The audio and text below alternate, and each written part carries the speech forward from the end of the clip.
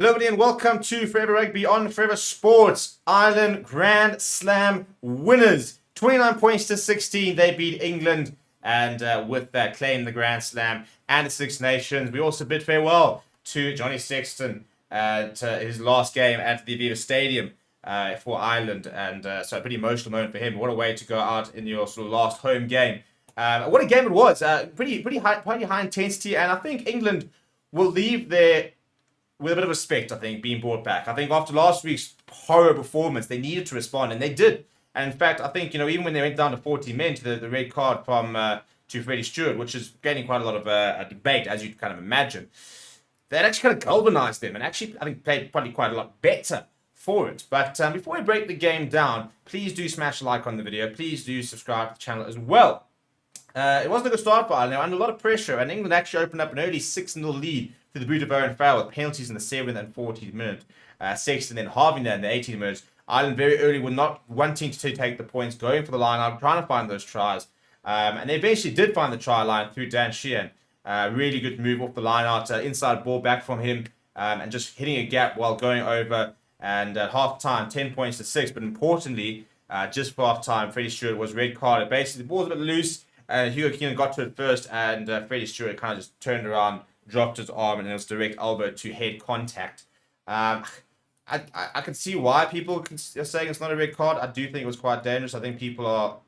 It's difficult, isn't it? Because people are saying, what's he supposed to do? But at the same time, the other argument is the fact that he could have turned, and he had time to turn and stuff like that, in which case maybe he had time to maybe step out the way or try and put in a tackle or something.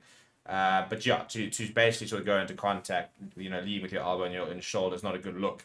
However, England, as I said, were a bit galvanised after that, and they started the second half really well and put Ireland under a lot of pressure. Owen Farrell adding an extra penalty, making it a 1-point game. It was a 1-point game for 20 minutes in the second half, and eventually that 14-man, the deficit of the one man coming back to bite them. Robbie Henshaw went over in a really good well-worked try in the 61st minute. Sexton kicked flawlessly, by the way, making himself the leading point scorer in Six Nations history. Then Dan Sheehan, just to finish things off, going over in the 67th minute. And that was basically, one hand of the trophy. But then England had a bit of a fight back. Jamie George going over in the 72nd minute. Owen Farrell adding the extras. Jack Willis then got a really stupid yellow card when he went and dumped Ross Byrne. And then the final score came from Rob Herring in the 76th minute. Final score, 29 points to 16.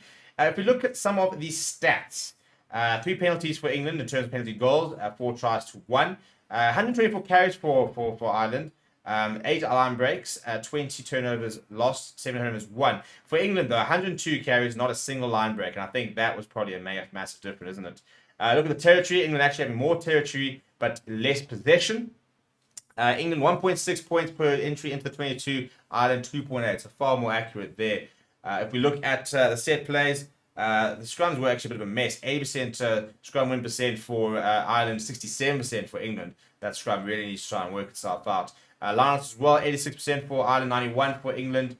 Ireland made a hash of one of the restarts. But apart from that, England were pretty good from the restarts. I thought exited very well. In terms of the attacking stats, 169 passes from Ireland, 124 carries as we mentioned, but 357 post-contact meters. England with 214 post-contact meters, but no line breaks. 8 line breaks from Ireland. Defensively, Ireland's defense was amazing, wasn't it? We're asked to make both teams were asked to make 143. England missing more than twice as many tackles. They made 15 tackles missed there for Ireland, but 33 for England.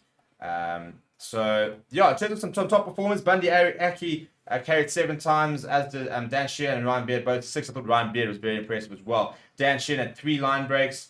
Jack Willis, what a game he was having before that yellow card. 22 tackles. Jamie George with 15. James Ryan with 14. Dominant tackles. James Lowe with 3. Robbie Henshaw with 2. Thought Robbie Henshaw played a very, very good game as well. But best team in the world for a reason at the end of the day. I think once again showed why they are the best team in the world tonight.